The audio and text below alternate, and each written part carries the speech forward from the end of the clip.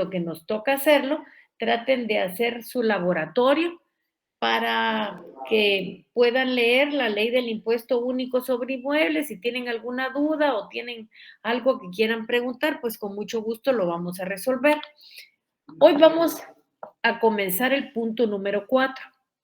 El punto número 4 se llama interpretación e integración de las leyes tributarias. Si ustedes miran su programa, este es el punto que nos toca desarrollar hoy. Hoy vamos a ver todo lo relacionado con la interpretación.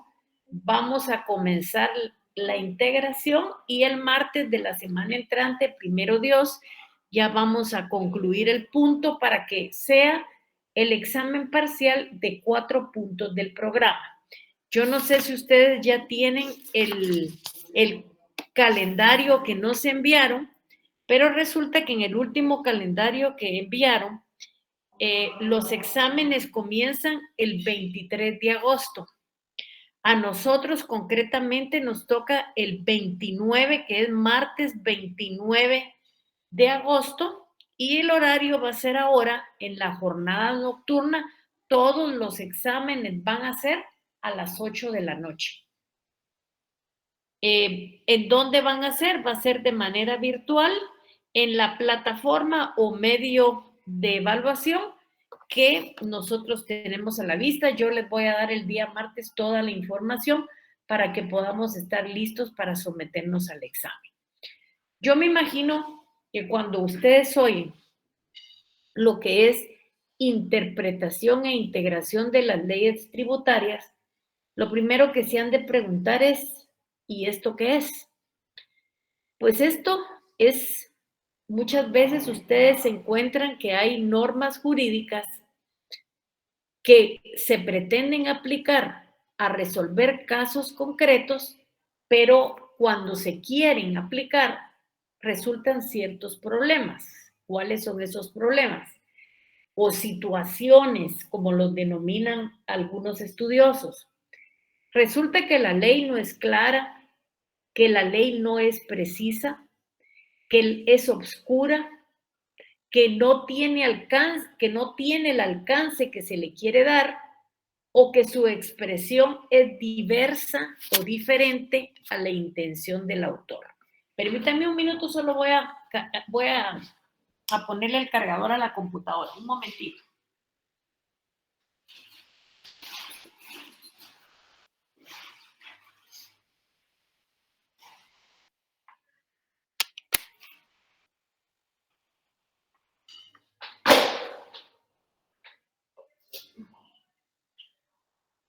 Ya estamos. Entonces, lógicamente, cuando estas situaciones se dan, ¿cuáles son esas situaciones? Que no es clara, que no es precisa, que es obscura, que no tiene el alcance que se le quiere dar o que su expresión es diversa a la intención del autor. Estamos ante un fenómeno que en el derecho tributario recibe el nombre de interpretación e integración de las leyes tributarias. Si nosotros tomamos en cuenta el Código Tributario, se van a dar cuenta ustedes que en el artículo 4 y 5 hay ciertas situaciones que a nosotros nos interesa para resolver este punto. ¿Cuál es? En el punto cuarto, en el artículo 4 del Código Tributario dice principios aplicables a la interpretación y dice la aplicación, interpretación e integración de las normas tributarias se hará conforme a los principios establecidos en la Constitución Política de la República de Guatemala, los contenidos en este código, en las leyes tributarias específicas o en la ley del organismo judicial. O sea, creo que ya nos da una luz y un camino legal para que nosotros podamos efectivamente en estos dos fenómenos de la interpretación, la integración de las normas tributarias y la aplicación, seguir estos procedimientos. O sea, seguir primero los principios que tiene la Constitución, luego seguir lo que está contenido en la ley en el Código Tributario lo que está contenido en las leyes tributarias específicas, que si fuera este el caso, tendríamos la ley de impuesto único sobre inmuebles y en la ley del organismo judicial. También el artículo 5 dice integración analógica. En los casos de falta de obscuridad, ambigüedad o insuficiencia de una ley tributaria, se resolverá conforme a las disposiciones del artículo 4 de este código. Y viene una parte que yo les pediría que la subrayen y que la tengan claro, y es, sin embargo, dice, por aplicación analógica no pueden instituirse sujetos pasivos tributarios, ni crearse, modificarse o suprimirse obligaciones, exenciones, exoneraciones, descuentos, deducciones u otros beneficios, ni infracción o sanción tributaria. También tenemos el conflicto de leyes, dice en caso de conflicto entre leyes tributarias y las de cualquier otra índole, predominarán en su orden las normas de este código o las leyes tributarias relativas a la materia específica de que se trate. Entonces, ya con esto yo creo que ustedes ya tienen una idea de qué estamos hablando cuando hablamos del fenómeno de la interpretación. Esto significa extraer el significado de lo que quiere decir la ley. Es cuando se busca o se esclarece o se desentraña su sentido. Significa también investigar lo que quiere decir la ley. Desde tiempos remotos, la interpretación de la ley tributaria es un asunto que ha provocado muchas controversias. Y hoy por hoy esto no es la excepción, porque desde tiempos antiguos ha existido dificultades que persisten aún en la actualidad y no se ha llegado a un acuerdo sobre el sistema que se deba seguir. Y si ustedes leen este artículo 4, este artículo 5, se van a dar cuenta que el Código Tributario también se quedó corto porque no desarrolla el sistema de interpretación que se debe seguir. O sea, persisten los problemas que se tuvieron antes, los seguimos teniendo ahora. De esa cuenta es que aquí encontramos datos como el senador romano Modestino crió respecto de las leyes tributarias dos principios fundamentales. El primer principio se llamaba principio indubio contra el fisco. ¿Qué quería decir esto? Que no erraba, que no estaba equivocado quien interpretaba leyes fiscales en contra del fisco. Y lógicamente la explicación que se tenía era clara. Si las leyes no son claras, no son precisas, son obscuras y cuesta mucho interpretarlas por parte del contribuyente, lógicamente esos problemas podían interpretarse en contra del fisco. Y una de las cuestiones sea, el fisco es el interesado en que todos comprendamos las leyes perfectamente, pero no son así, pues lógicamente tendrá que pagar algo y entonces podían interpretarse las leyes contra el fisco. Lógicamente tenía otro principio que estaba en contra de este principio anterior y era el que se llamaba indubio pro fisco. Y aquí lo que él decía era, el Estado necesita fondos para poder resolver las necesidades de la población. Entonces, a pesar de esos problemas que hay, a pesar que la ley no es clara, no es precisa, es obscura, las normas pueden interpretarse a favor del fisco o pro fisco. ¿Eso qué quería decir? Que las leyes debían interpretarse a favor del fisco por esa necesidad imperiosa que tiene el Estado de obtener recursos que le permitan satisfacer las necesidades de la población. En la actualidad, la doctrina moderna ha planteado una tercera posición, una tercera tesis, que ya no lo dijo Modestino, sino que hoy por hoy se ha creado, Y esta tercera posición tiene como punto de partida que las normas tributarias se interpretan con arreglo a todos los métodos admitidos en derecho, tomando en cuenta fundamentalmente la armonía que debe de existir entre los intereses del fisco y el deber del contribuyente. Las leyes fiscales, como todas las leyes, deben de ser interpretadas para su correcta aplicación al caso concreto de que se trate. Sobre todo si se presenta un problema de una deficiente formulación lingüística o técnica. Ante este problema, corresponde al intérprete de la ley, y aquí tendríamos que pensar quién es el intérprete de la ley.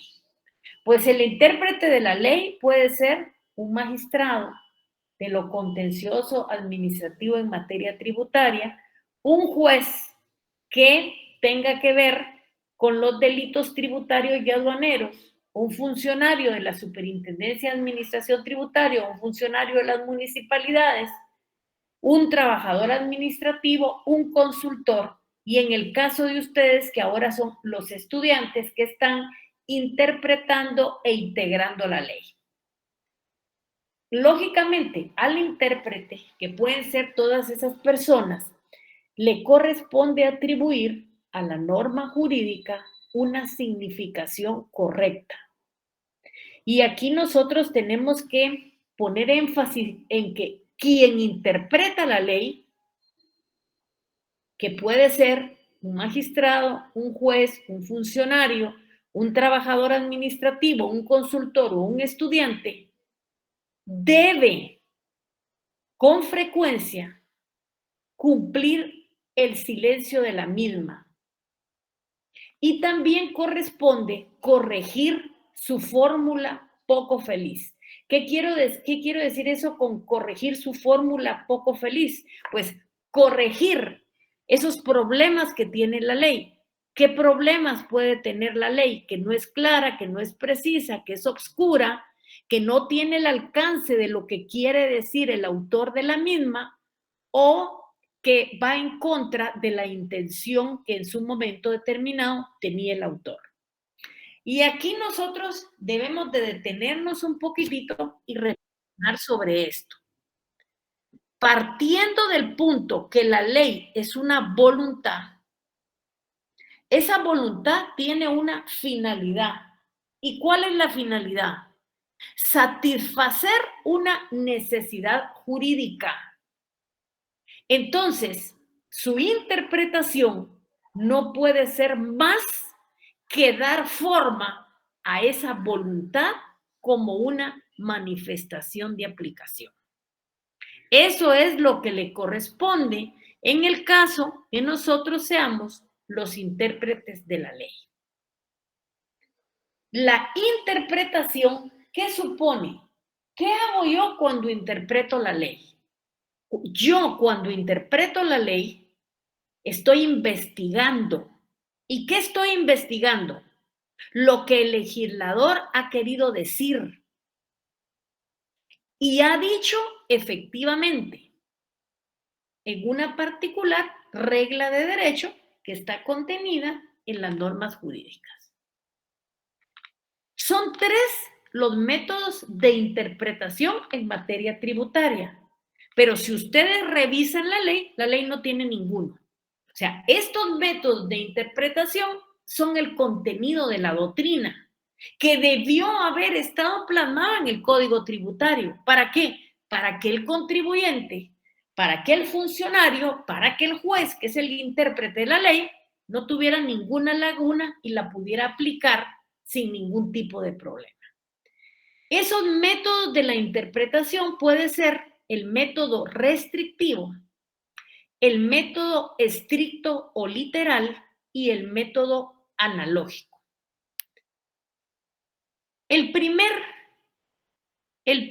método de interpretación es la interpretación restrictiva. Cuando nosotros decimos restringir, nosotros lo que estamos haciendo es reducir, hacer más pequeño el sentido literal de la ley. Y hay diversas tesis sobre este criterio. ¿Cuáles son las más conocidas? Y aquí volvemos a traer lo que dijo Modestino, solo que aquí le llamamos indubio contra fisco. Este método tiene hoy en día fuertes partidarios y es la que se sustenta todavía en los tribunales de los Estados Unidos de Norteamérica. Los primeros sostenedores de esta regla fueron los romanos, particularmente Modestino, que ya lo vimos. Y Modestino decía, los romanos lo decían, que no incurría en falta quien en caso de duda resolvía contra el fisco. Y esto estaba apoyado en esta, digamos, en esta interpretación que decía, no erraba, no se equivocaba quien interpretaba leyes fiscales contra el fisco.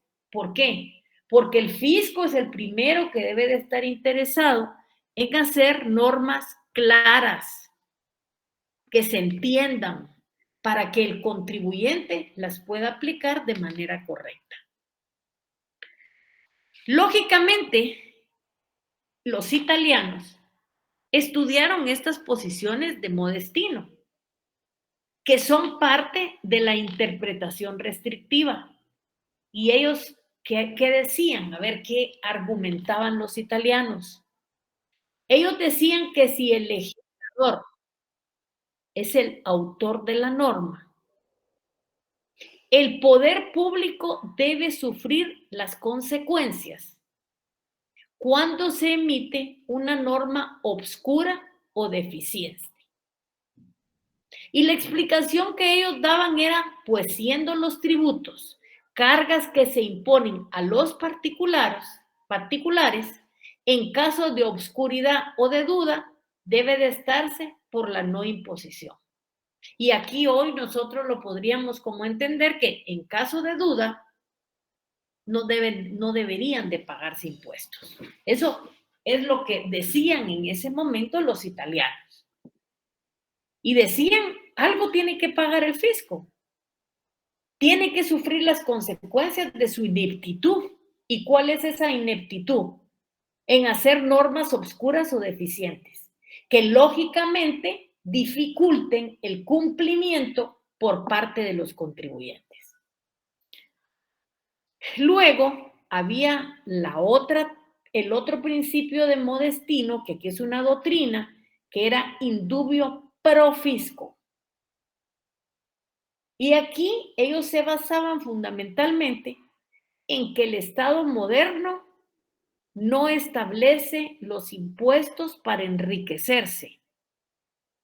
Tampoco establece los impuestos para acumular tesoro.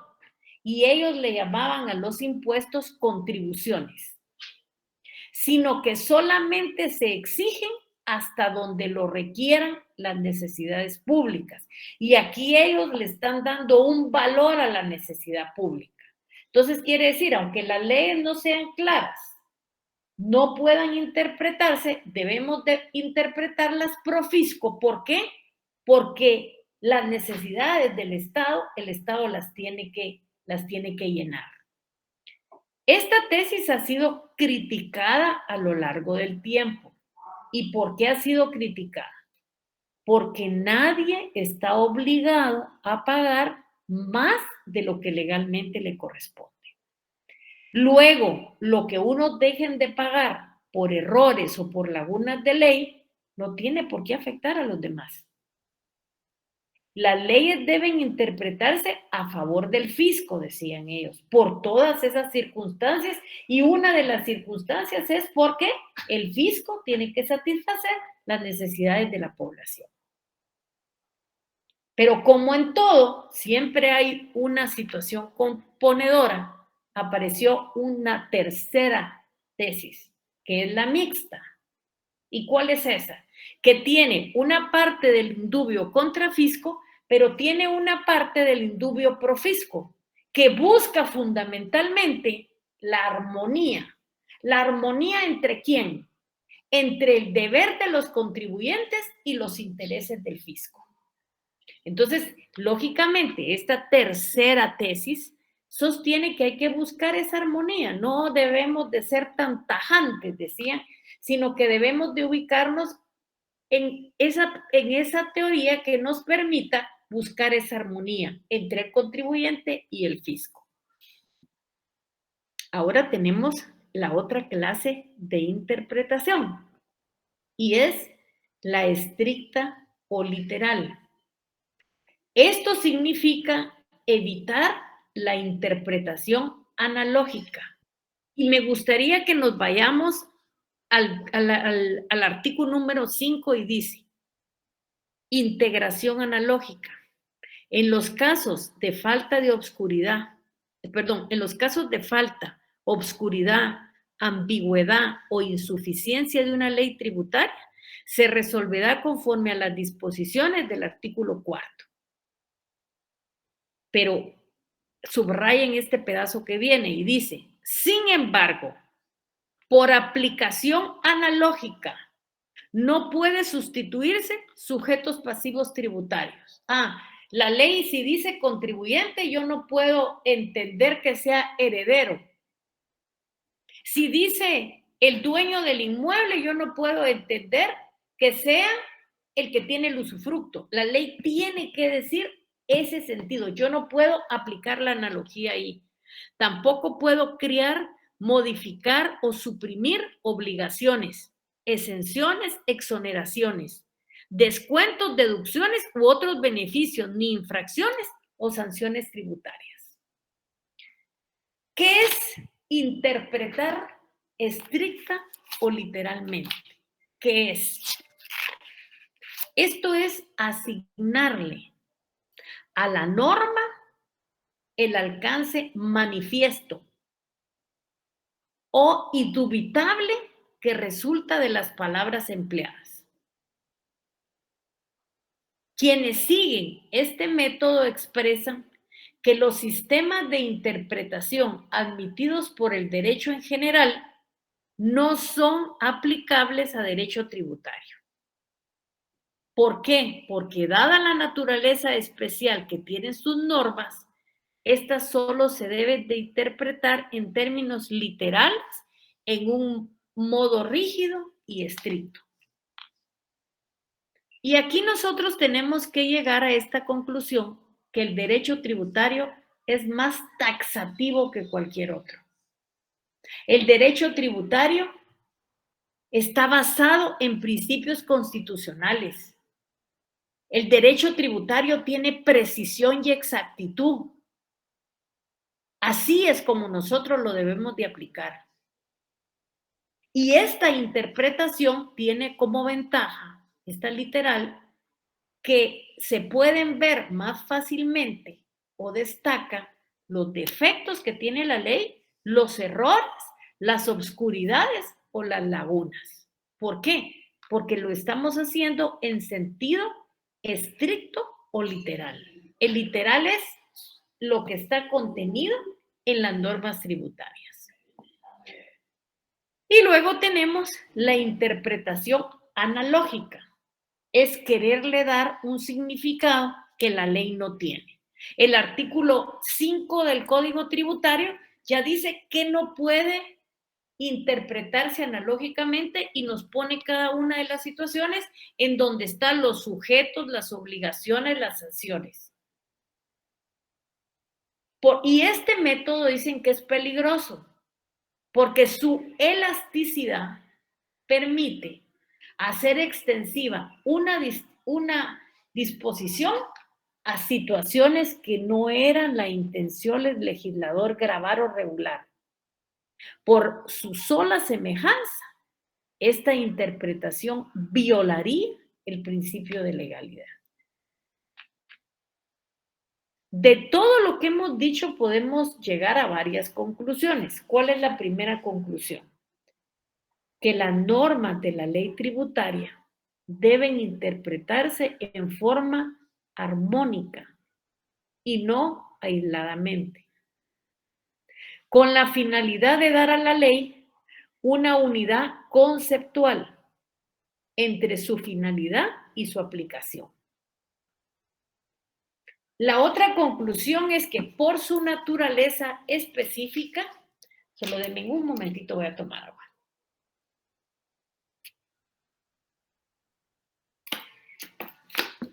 Por su naturaleza específica, deben interpretarse en forma estricta o literal.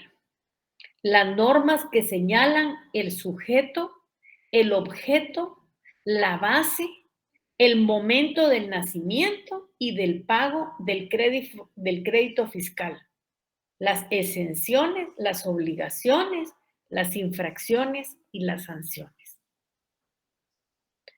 Cuando un término tenga más de una acepción, o sea, más de un significado, pero ninguna de ellas sea legal, debe de estarse a su sentido técnico.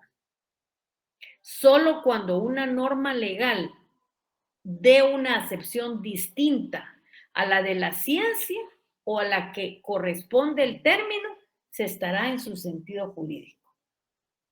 Esto es muy importante. Y aquí tenemos que tener en cuenta que antes del año de 1991, que entró en vigencia el Código Tributario, nosotros en Guatemala se interpretaban las normas tributarias de acuerdo a la ley del organismo judicial, porque no contaba el propio código. Y para eso aplicábamos el artículo 10 y el artículo 11 de la ley del organismo judicial. Pero lógicamente, a partir de octubre de 1991, se interpretan según el artículo 4 del Código Tributario. Y ahí nos dice que para aplicar la interpretación e integración de las normas se hará conforme a los principios establecidos en la Constitución, en los contenidos del Código Tributario, en las leyes tributarias específicas, y siempre nos pone de último caso la ley del organismo judicial. ¿Y qué decía la ley del organismo judicial? Decía en el artículo 10, interpretación de la ley. Las normas se interpretarán conforme a su texto según el sentido propio de sus palabras, a su contexto y de acuerdo con las disposiciones constitucionales. Cuando una ley es clara, no se desatenderá su tenor literal con el pretexto de consultar su espíritu.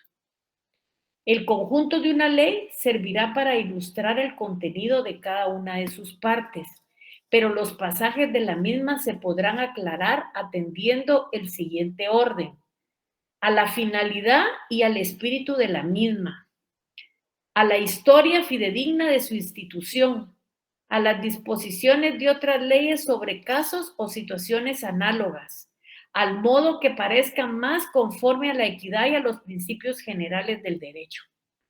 El artículo 11 dice de la LOJ, idioma de la ley. Las palabras de la ley se entenderán de acuerdo con el diccionario de la Real Academia Española en la acepción correspondiente, salvo que el legislador las haya definido expresamente. Si una palabra usada en la ley no aparece definida en el diccionario de la Real Academia Española, se le dará acepción usual en el país, lugar o región de que se trate. Las palabras utilizadas en la ciencia, en la tecnología o en el arte se entenderán en su sentido propio, a menos que aparezcan expresamente que haya usado sentido distinto.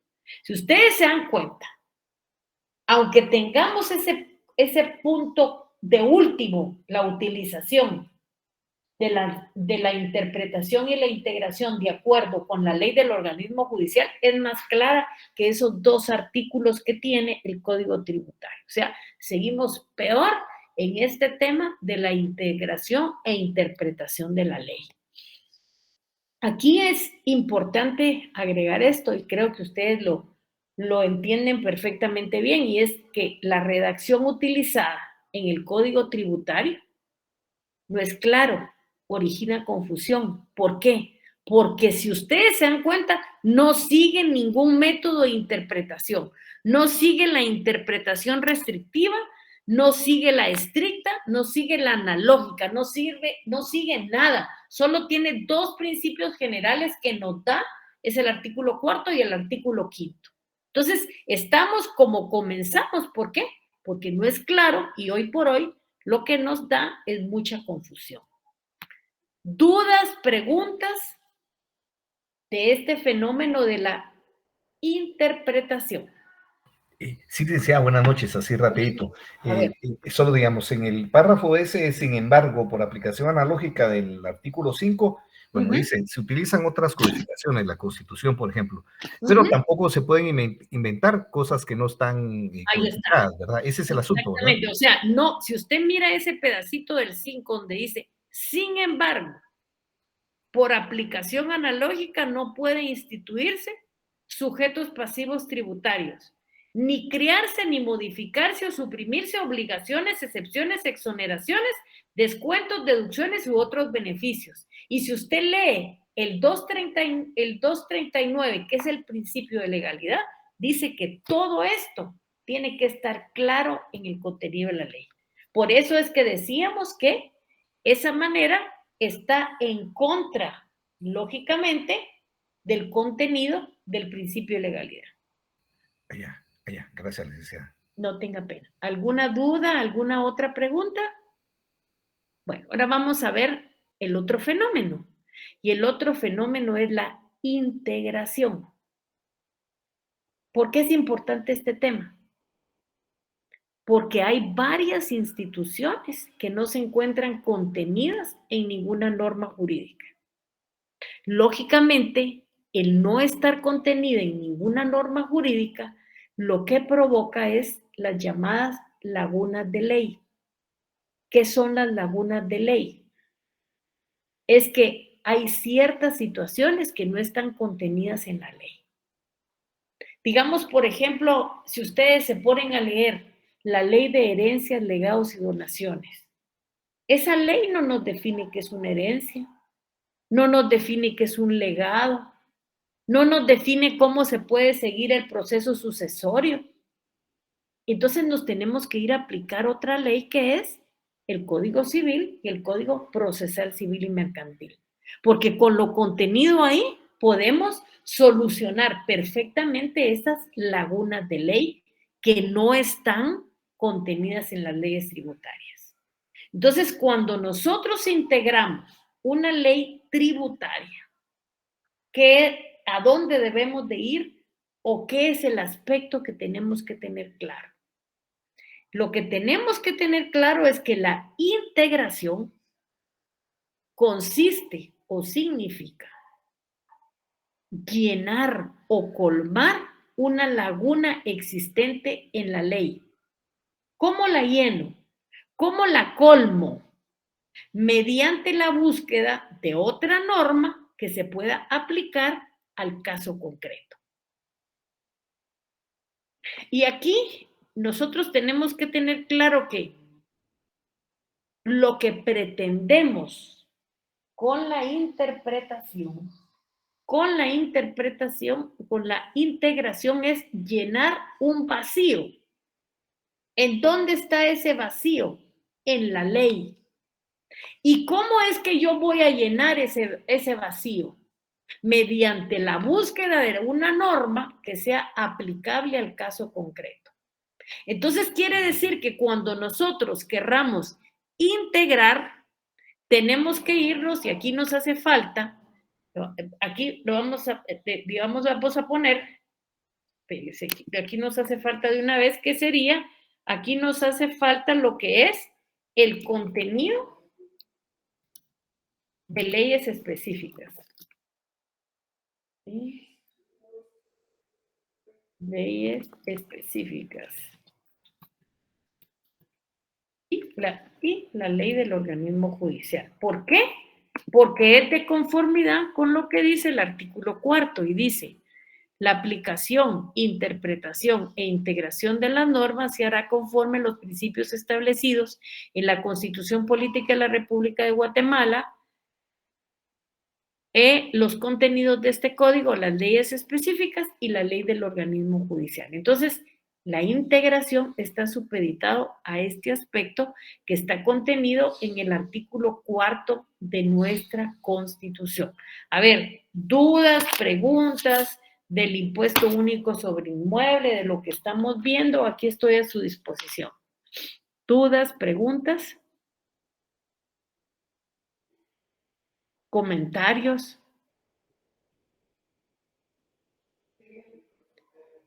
Bueno, si no tenemos ninguna duda, ningún comentario, nosotros nos quedaríamos aquí para que ustedes puedan hacer su actividad con la licenciada Irma Borrayo, que fue la que me pidió permiso. Si alguien me levantó la mano, a ver aquí, ¿qué manda?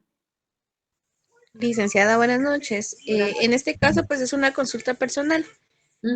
Solo quería preguntarle, le comento que pues yo me encuentro en mi último mes de embarazo y pues tomando precauciones estoy preguntando del proceso para pedir un extemporáneo. En dado caso, algunos licenciados pues solicitan que se hable directamente con ellos y otros que se hable por medio de coordinación, entonces me gustaría saber cómo se maneja con usted, si fuera tan amable de darme indicaciones. Aquí lo que tenemos que manejar es el reglamento de evaluación de la facultad. Y el reglamento de evaluación de la facultad dice que usted tiene que presentar una carta con el docente indicando cuáles son los motivos por el cual usted no se examinó en el primer examen parcial. En el caso mío, le cuento que el examen es oral. Yo le digo cuál es el momento en que usted va a ingresar a la clase y yo le voy a hacer el examen oral. En este caso sí sería, ¿verdad? Remitir la carta de coordinación y una copia a usted. O sea, usted me tendría que decir cuáles son los motivos. O sea, yo creo que el motivo sería el alumbramiento. ¿Para cuándo tiene usted la fecha del alumbramiento? A partir de la otra semana, ya estoy en espera nada más. Entonces, sí. Entonces tendría que, si no se puede examinar por esa situación, entonces tendría que mandar su carta. Y lo único es que sí le pediría que lo haga rápido para que lo pongamos rápido al examen, pues considerando que usted tenga por lo menos unos 20 días, día que pueda sentarse sin ningún problema para hacerlo de manera oral. Bueno, está bien. Gracias, licenciada. No se preocupe. ¿Alguna duda, alguna otra pregunta? Esperamos que le salga todo bien a la compañera, solo agregar eso. Sí, que gracias, muy amable. Que Dios la cuide y que todo sea éxito, si así es. Bueno, yo me quedaría, sí, alguien pidió la palabra, ¿qué manda? Sí, licenciada, solo como una consulta así rápida. Para el examen, entonces, sería hasta lo que veamos la otra semana. Sí, hasta lo que miremos el día martes, que nosotros terminaríamos este punto número 4, o sea que prácticamente el contenido del primer examen parcial sería hasta el punto número 4. ¿Y también sería sobre las dos leyes, Lic? No, las dos leyes nosotros las evaluamos hasta el segundo examen parcial. Muchas gracias. Sería la parte práctica. Ajá. Bueno, entonces todos a cumplir con nuestra obligación ciudadana, independientemente de la postura que tomen, pero creo que es muy importante que todos participemos en esta fiesta de Guatemala y vayamos a votar por el que quieran, pensando en el futuro del país.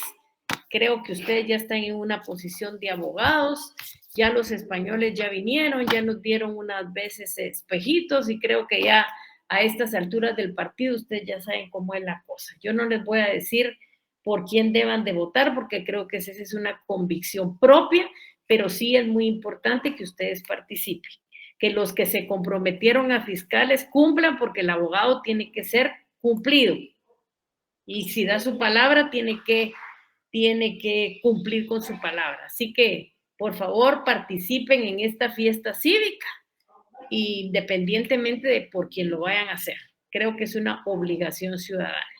Pasen feliz noche, los dejo libres porque cabal esta es la hora que me dijo la Irmita que de ahí debe estar para que no tengan ningún problema. Pasen feliz noche y nos vemos el martes, primero Dios. Gracias, licenciada. Feliz noche. Se cuidan. Feliz noche, licenciada, gracias. Adiós, Adiós, cuídense. Linda, Adiós, buenas Jenny. noches. Pasen feliz noche. Gusto